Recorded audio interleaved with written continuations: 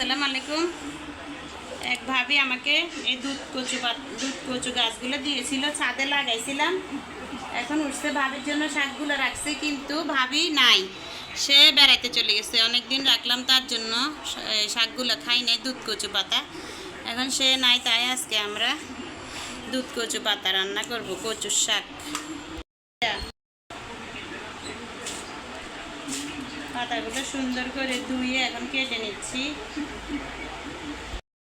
দেখেন কচুর শাকটা এখন সিদ্ধ দিছি, রসুন দিলাম আর একটু লবণ দিয়ে দিছি, সিদ্ধ হয়ে যাক।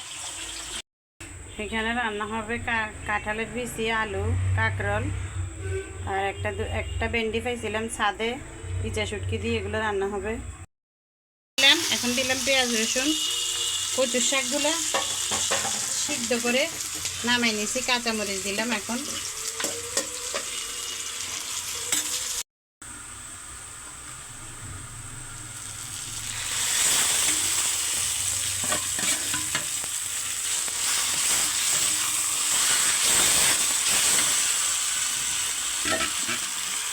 একটু ধনিয়া পাতাও দিয়ে দিলাম।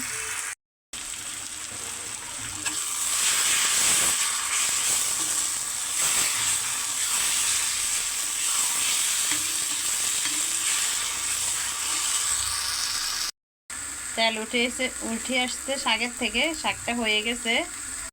কাঁকরোলের তরকারিটাও হয়ে গেছে।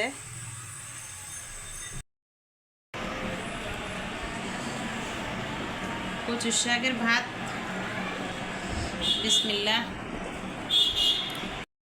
অনেক মজা হচ্ছে।